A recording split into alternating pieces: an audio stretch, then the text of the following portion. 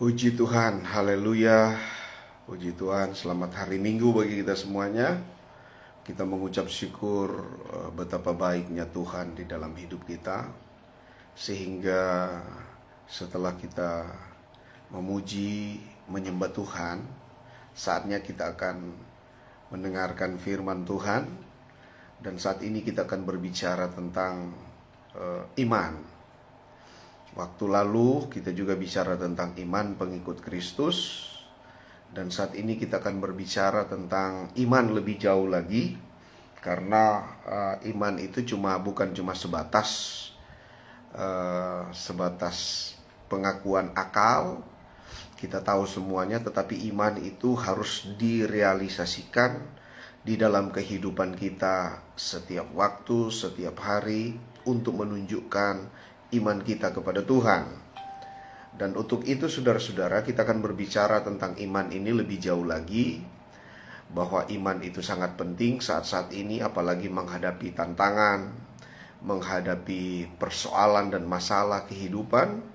Tapi kita percaya jika kita punya iman yang sejati, iman yang benar, maka pasti akan ada pertolongan Tuhan yang tepat untuk perjalanan hidup kita. Nah, berhubungan dengan iman, kita percaya bahwa firman Tuhan berkata dalam Ibrani pasal 11 ayat 6, tetapi tanpa iman tidak mungkin orang berkenan kepada Allah. Sebab barang siapa berpaling kepada Allah, ia harus percaya bahwa Allah ada dan bahwa Allah memberi upah kepada orang yang sungguh-sungguh mencari Dia. Di sini Alkitab memberitahu tentang iman bahwa tanpa iman tidak mungkin orang berkenan kepada Allah. Jadi iman itu merupakan hal yang sangat penting dari kekristenan, dari orang percaya. Bahwa imanlah yang membuat saya dikenan oleh Tuhan, yang membuat saya disenangi oleh Tuhan. Sekali lagi, jadi iman itu yang membuat Tuhan senang kepada kita. Tuhan berkenan kepada kita dalam bahasa yang lain, yang dalam terjemahan bahasa Indonesia tadi, Tuhan berkenan kepada kita. Nah, bagaimana kita bisa memiliki iman yang berkenan kepada Tuhan? Di sini ayat ini berkata, sebab barang siapa berpaling kepada Allah, ia harus percaya bahwa Allah ada. Nah, di sini saudara, kita harus cermati bahwa Allah ada ini pengertiannya begini. Allah ada pengertiannya bahwa Tuhan selalu menyaksikan kehidupan kita. Allah ada itu berarti Dia jadi saksi dari perjalanan iman kita. Jadi kehadiran Allah bukan berbicara tentang hal apa ya. Kalau kita tahu kalau ada orang di sekitar kita, berarti kita punya saksi. Saksi bagaimana hidup kita, ya orang yang dekat dengan kita, yang ada dengan kita. Nah, Tuhan ada dengan kita untuk menjadi saksi iman kita kepada Tuhan. Jadi tidak ada satupun yang bisa saudara? Tidak ada satupun yang bisa terlupakan begitu saja. Akan tetapi saudara-saudara, Alkitab katakan bahwa Allah ada. Allah ada dalam pengertian Allah menyaksikan, Tuhan menyaksikan sepak terjang kita. Tuhan menyaksikan setiap perilaku kita. Tuhan menyaksikan, saudara. Jadi iman itu, iman yang berkenan adalah iman yang dimana Tuhan menjadi saksi atas hidup kita.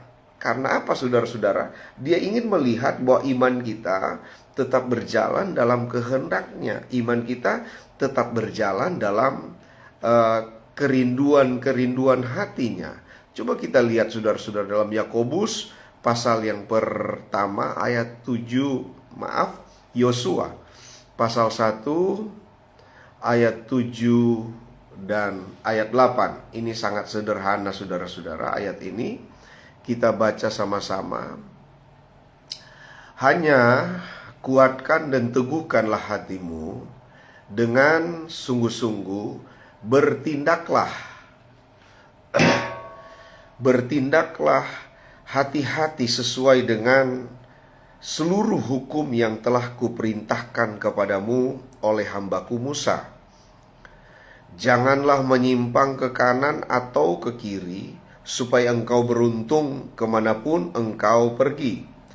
Janganlah engkau lupa memperkatakan kitab Taurat ini, tetapi renungkanlah itu siang dan malam, supaya engkau bertindak hati-hati sesuai dengan segala yang tertulis di dalamnya. Sebab dengan demikian perjalananmu akan berhasil dan engkau akan beruntung.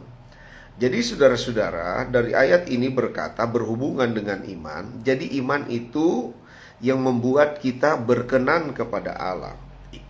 Dan kita mesti tahu bahwa Allah menjadi saksi daripada iman kita. Jadi sepak terjang kita tidak ada satupun yang tersembunyi di mata Tuhan. Karena memang Tuhan menjadi saksi iman kita, karena Dia ada dan Dia akan memberikan upah dari apa yang kita lakukan di dalam dunia ini. Dan ayat ini berkata bahwa iman itu berhubungan dengan ketaatan terhadap firman. Kita mesti percaya tentang firman dan kita mesti juga taat pada firman itu. Ini penting. Percaya pada firman dan taat kepada firman. Ini penting, sekali lagi ini hal yang penting. Jadi iman itu adalah percaya pada firman dan taat pada firman. Dan kedua hal ini berkolaborasi akan melahirkan perilaku-perilaku, akan melahirkan tindakan-tindakan iman. Makanya saya percaya iman yang berkenan itu adalah iman yang bukan cuma sebatas pengakuan akali, tetapi iman itu juga berbicara tentang tindakan-tindakan yang menunjukkan siapa yang kita percaya. Makanya Yosua, Tuhan berikan pesan yang sangat penting baginya agar supaya dia bertindak hati-hati. Dia tidak menyimpang ke kiri dan ke kanan. Justru dia harus belajar untuk memperkatakan kebenaran, memperkatakan firman. Artinya, kenapa harus diperkatakan? Supaya betul-betul meresap di dalam hatinya, supaya betul-betul meresap di dalam akalnya, sehingga apa yang ada di dalam hidupnya itu bisa meluber keluar. Kebenaran yang dia taruh di dalam hatinya bisa meluber keluar, sehingga apa yang keluar itu tentunya berbicara tentang firman yang dia taati.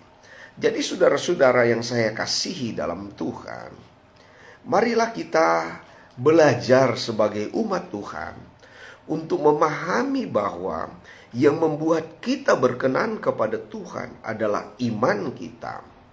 Iman yang percaya kepada Kristus, yang percaya kepada Allah. Tetapi juga kita mesti tahu bahwa apa yang kita percaya itu disaksikan oleh Tuhan. Ibrani pasal 11 ayat 6, Allah ada. Jadi artinya Allah menyaksikan iman kita. Apakah iman kita bergerak sesuai dengan apa yang kita percaya? Karena akhirnya ayat itu mengatakan Dia akan memberikan upah kepada orang yang sungguh-sungguh mencari Dia. Artinya iman yang berkenan itu adalah iman yang disaksikan oleh Tuhan bahwa kita sungguh-sungguh mencari Dia. Tidak main-main, sungguh-sungguh mencari Dia. Dan disinilah letak pergumulan kita untuk tetap terus sungguh-sungguh mencari Tuhan, tetap sungguh-sungguh belajar taat kepada Tuhan. Dan ayat ini berkata dalam Yosua pasal 1, kita tidak boleh menyimpang ke kiri dan ke kanan terhadap firman Tuhan itu. Kita tidak boleh menyimpang, tidak boleh meleset. Karena meleset itu artinya saudara-saudara tidak sesuai dengan harapan Tuhan. Makanya meleset itu dosa itu diterjemahkan, dipakai bahasa yang sangat luar biasa, saudara-saudara. Dia berbicara tentang satu kebenaran bahwa dosa itu meleset dari sasaran sebenarnya, tidak berada pada target. Jadi sekali lagi hidup kita, iman kita akan menuntun kita untuk tetap fokus pada targetnya Allah, dan Allah itu jadi saksi bagi kita. Dan ini benar-benar perlu perjuangan, saudara. Perlu perjuangan dari kita. Ini tidak main-main. Saya pun berjuang untuk tetap terus tidak meleset, tetap terus tidak menyimpang ke kiri atau ke kanan. Kita harus fokus tetap terus pada firman Tuhan itu. Karena itulah iman kita. Firman itulah yang menjadi sumber iman dan sumber ketaatan kita kepada Tuhan. Jadi kita harus berusaha untuk tidak meleset daripada firman Tuhan itu. Makanya sekali lagi Tuhan memberikan arahan dan saran, dorongan kepada Yosua untuk kuatkan dan teguhkan hati, tidak menyimpang ke kiri atau ke kanan. Dia harus tetap terus seiring sejalan. Karena apa? Tuhan tuh jadi saksi. Wah, ini bahasa yang tidak gampang, saudara. Saya pun waktu merenungkan Ibrani pasal 11 ayat 6, saya pikir saya sudah dapat semuanya. Tapi justru pada pagi hari ini saya baru menyadari tentang kata Allah ada. Artinya Allah itu jadi saksi. Jadi saksi apa? Jadi saksi dari iman kita. Wah, jadi tidak ada dapat yang kita sembunyikan, saudara. Tidak ada yang dapat kita tutupi. Semua terbuka. Jadi kita, makanya setelah mengerti tentang ini, betapa gentarnya hatiku, betapa gentarnya hati saya, saudara-saudara. Karena rupa-rupanya kehadiran Allah itu bukan cuma sekedar dia mau menolong kita, tetapi juga dia juga melihat sepak terjang kita. Dia tahu apa yang ada di dalam benak kita. Dia tahu apa yang ada dalam hati kita. Dia tahu apa yang sementara kita kerjakan. Dia tahu segala asumsi-asumsi kita.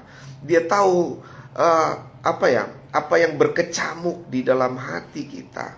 Dia tahu apa yang godaan-godaan yang ada di dalam otak kita. Dia tahu, saudara-saudara. Tidak ada yang tersembunyi. Makanya betul-betul hidup ini betul-betul harus kudus, harus suci. Hidup ini betul-betul harus bergantung kepada Tuhan. Mumpung dia ada menyaksikan iman kita. Jadi marilah kita belajar, saudara-saudara, untuk bertobat dengan perilaku kita, saudara. Karena setiap waktu, setiap detik kita disaksikan oleh Tuhan.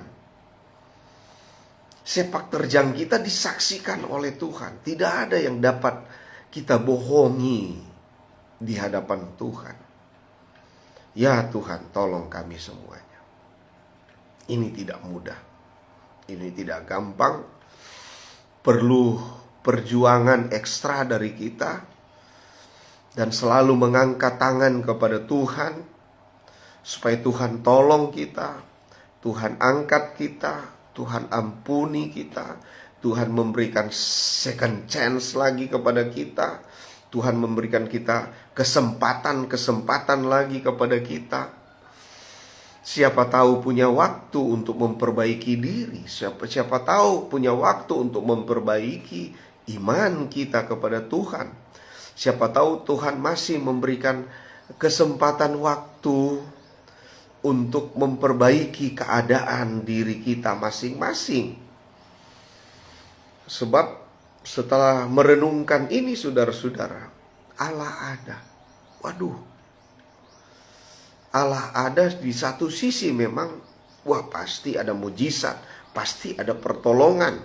Di satu sisi memang, wah kalau ada, Allah pasti bela, haleluya, puji Tuhan.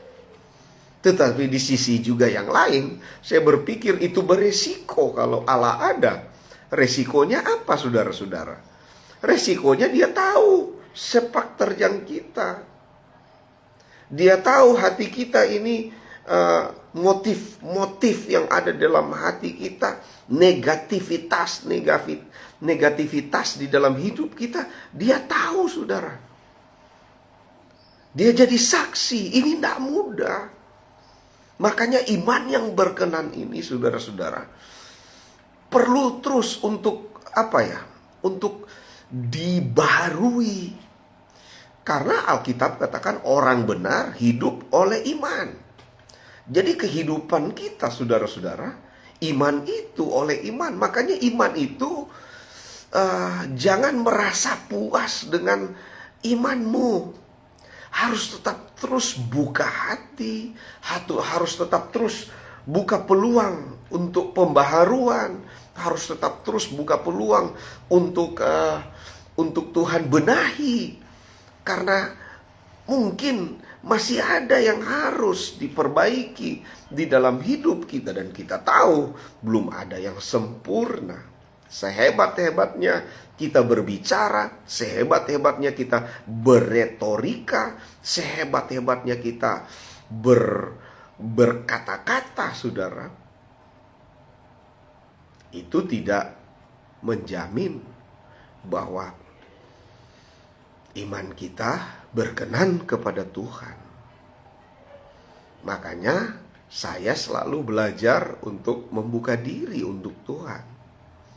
Di tengah-tengah kelemahan, di tengah-tengah kekurangan saya harus tetap buka diri kepada Tuhan. Ada waktu yang selalu saya berikan kepada Tuhan. Tuhan, lihatlah imanku. Apakah imanku berkenan kepadamu? Karena Engkau jadi saksi.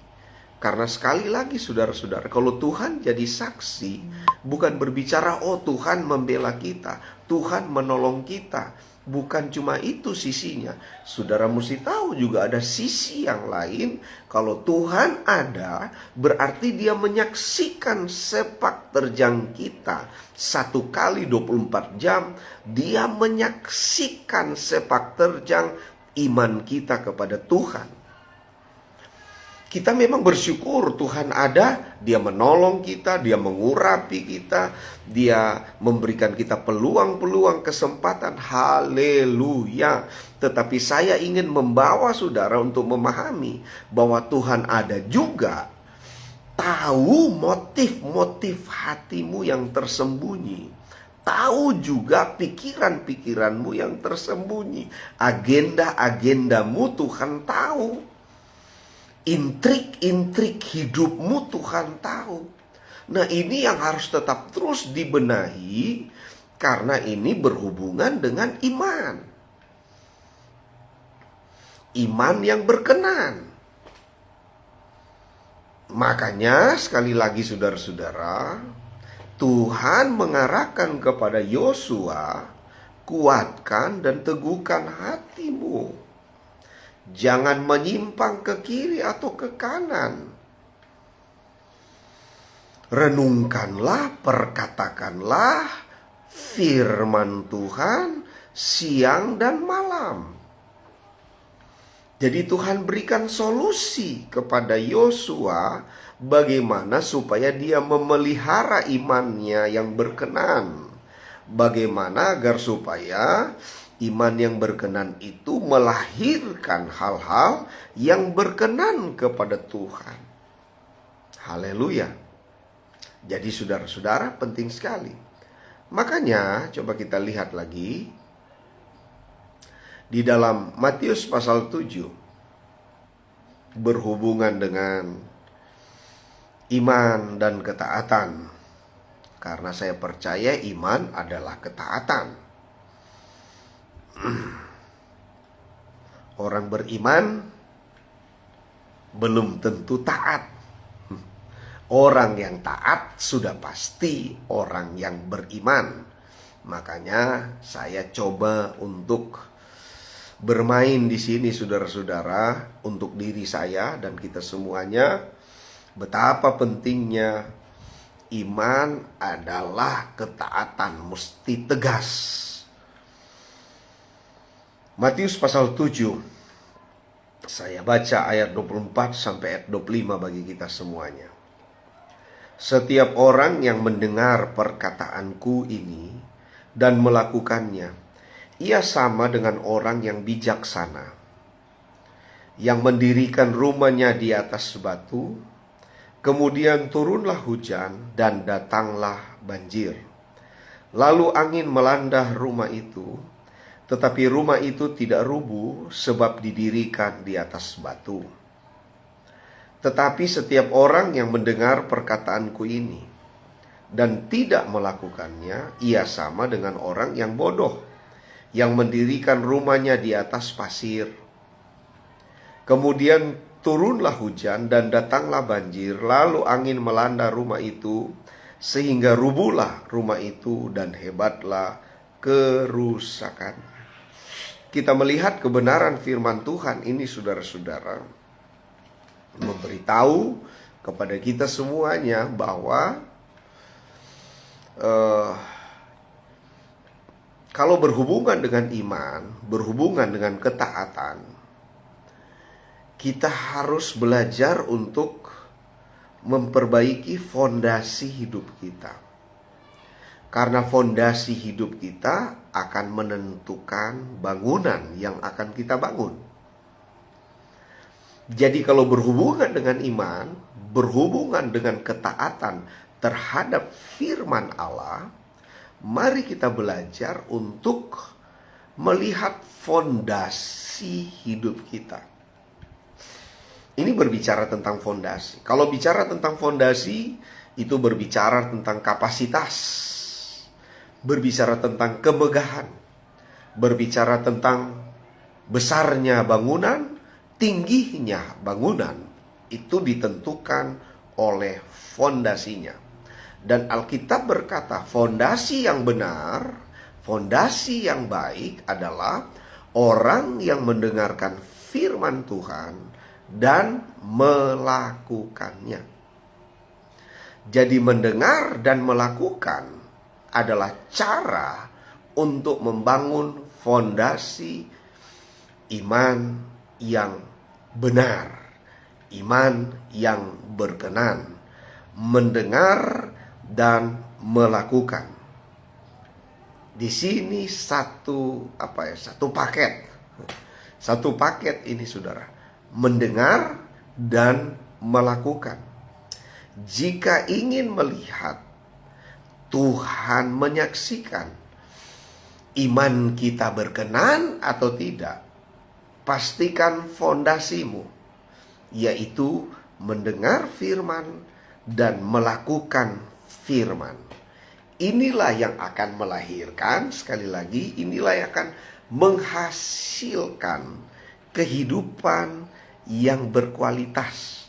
Inilah yang akan menghasilkan kehidupan yang berbobot. Inilah yang akan menghasilkan kehidupan yang mulia, kehidupan yang berbobot dan bermutu. Jadi saudara-saudara, fondasi itu sangat menentukan bangunan. Kalau kita bicara fondasi, kita akan berbicara tentang kemegahan bangunan. Kalau kita bicara fondasi, kita akan berbicara tentang tingginya bangunan, luasnya bangunan, lebarnya bangunan, megahnya bangunan. Itu sangat berhubungan dengan fondasi. Makanya kalau berbicara tentang iman yang berkenan kepada Tuhan, akan berbicara tentang iman yang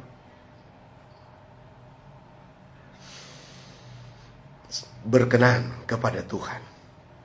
Jadi fondasi itu harus tetap terus diperhatikan. Fondasi itu harus tetap terus untuk diperbaiki. Siapa tahu ada hal-hal yang tidak tepat yang sudah bercampur dengan batu yang ada di dalam fondasi itu. Karena Tuhan mau fondasi itu adalah batu, tidak ada unsur yang lain. Fondasi bangunan rohani kita, fondasi iman kita harus murni firman Tuhan.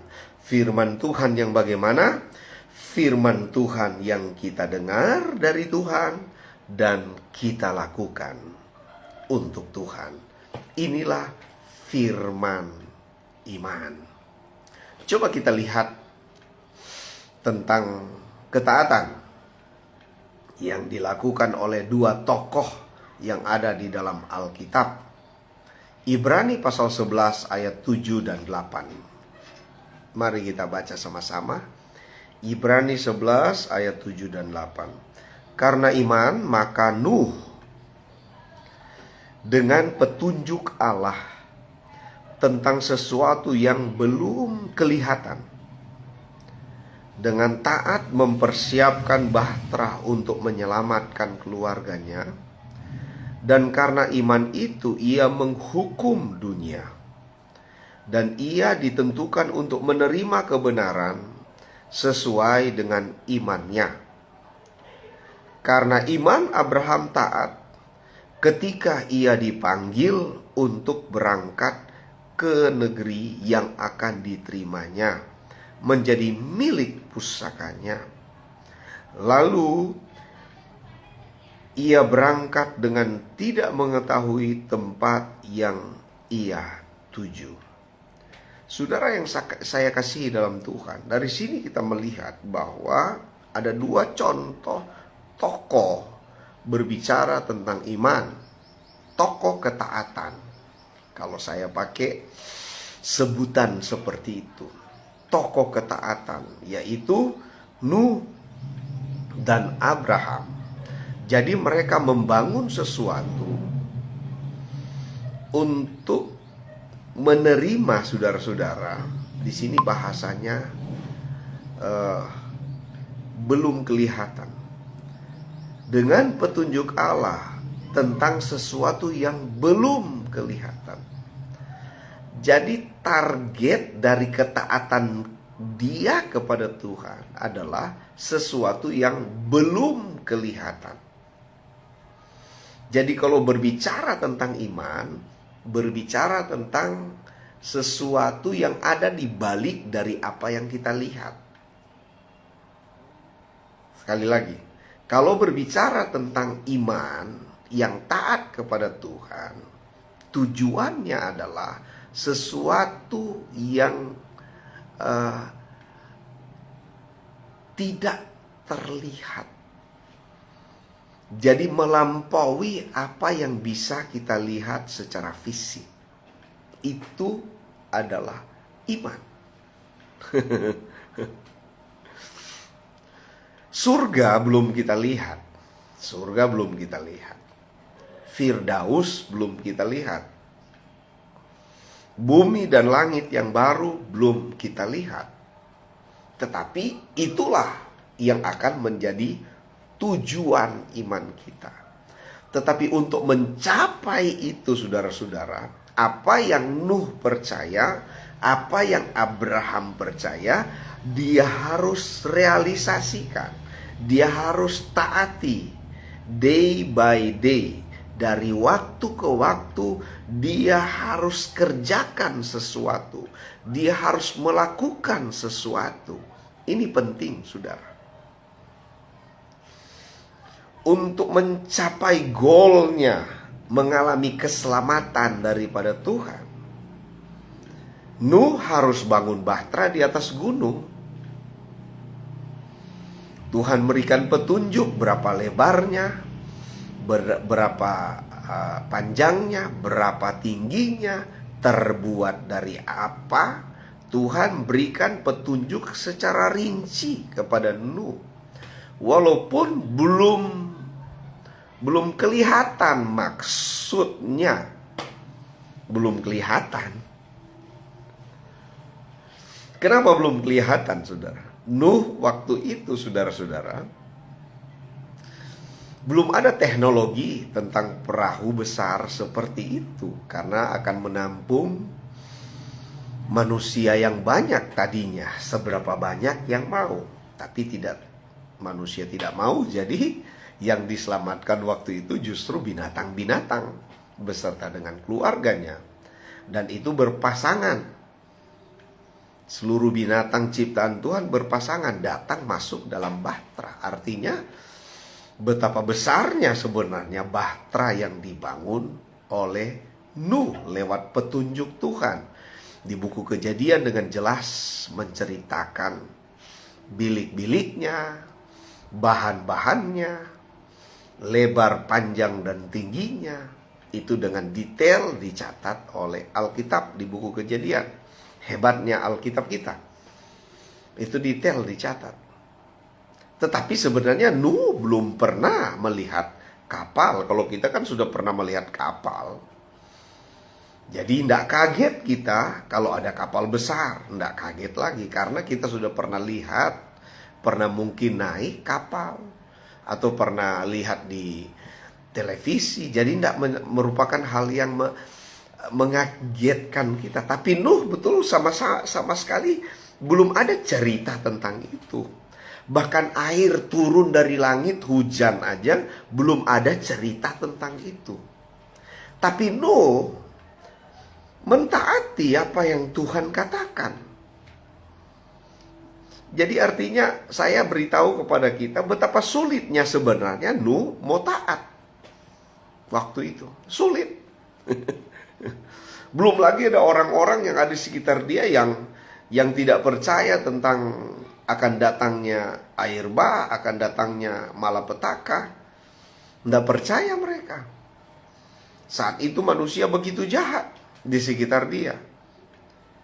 Jadi betapa terujinya iman seorang Nuh waktu itu, waktu bangun bahtera. Betapa sulitnya dia melakukannya. Tetapi Tuhan beserta dia. Tuhan memberikan petunjuk-petunjuk khusus kepadanya untuk melakukan. Dan Nuh melakukan tepat seperti apa yang difirmankan oleh Tuhan. Itu kata buku Kejadian pasal 5, pasal 6. Sangat tepat dia lakukan. Apa yang Tuhan katakan dia lakukan. Begitu juga dengan Abraham. Tidak mudah untuk meninggalkan keluarga di Ur Kasdim. Kenyamanannya tidak mudah. Dan kemudian melakukan satu perjalanan menuju ke tempat yang tidak dia ketahui. Jadi betul-betul dia bergantung kepada Tuhan. Makanya tidak salah Nuh dikatakan adalah bapa dari segala orang beriman. Jadi dari sini saya ingin beritahu bahwa orang percaya itu harus belajar terus membangun hidup yang beriman. Kita mesti sadar bahwa iman itu disaksikan oleh Tuhan. Makanya iman itu harus direalisasikan, diaktualisasikan dalam hidup kita sehari-hari. Baik di rumah, di tempat kerja, dalam pelayanan, dalam segala aktivitas. Hidup ini harus menceritakan tentang iman kita kepada Tuhan. Dan ini perjuangan yang berat, saudara. Perjuangan yang berat. Kalau kita bicara tentang iman, oh Tuhan ada, Tuhan hadir, Tuhan lakukan mujizat, haleluya, oh luar biasa, kita akan mengungkapkannya. Tetapi jangan lupa, Tuhan juga menyaksikan sepak terjang kita. Ini sekali lagi bukan hal yang mudah. Perlu perjuangan yang terus menerus. Tapi saya percaya Roh Kudus bisa memberikan kita kekuatan dan kesanggupan untuk dapat melakukannya.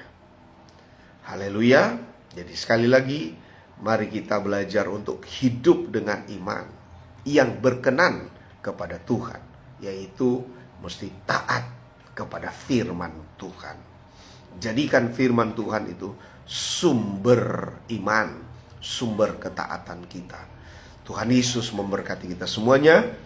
Kiranya Tuhan memberkati seluruh jemaat Philadelphia Community, baik yang ada di Bekasi, yang ada di komunitas yang ada di Depok, dimanapun. Tuhan Yesus memberkati kita semuanya. Dan biarlah kita berlomba-lomba, dan kita semua yang menyaksikan lewat fanpage ini, kita semua mari kita berlomba-lomba untuk menjadi orang yang beriman yang berkenan kepada Tuhan, karena kita taat kepada firman Tuhan. Tuhan Yesus memberkati kita semuanya. Saya mau berdoa bagi kita. Bapa yang baik, kami mengucap syukur untuk firman Tuhan yang kami dengar pada pagi hari ini, pada hari Minggu ini. Tuhan, lawatlah umat-Mu, lawatlah kami semuanya, baik kami yang ada di rumah, di tempat kami masing-masing. Tuhan, berbicaralah oleh firman-Mu, supaya kami tetap terus memperbaiki diri kami, iman kami, supaya iman kami berkenan kepada Tuhan. Yang lemah Tuhan kuatkan, yang sakit Tuhan sembuhkan, yang ada dalam masalah Tuhan berikan jalan keluar. Hamba berdoa dengan iman di dalam nama Yesus. Jamah umat-Mu, pulihkan umat-Mu, sembuhkan umat-Mu, kuatkan umat-umat-Mu di dalam nama Yesus. Hamba bersyukur dan berdoa. Haleluya, puji Tuhan. Amin, puji Tuhan. Haleluya. Tuhan Yesus memberkati kita semuanya. Salam damai, salam kebajikan, salam sehat. Tuhan Yesus memberkati. Haleluya. Amin.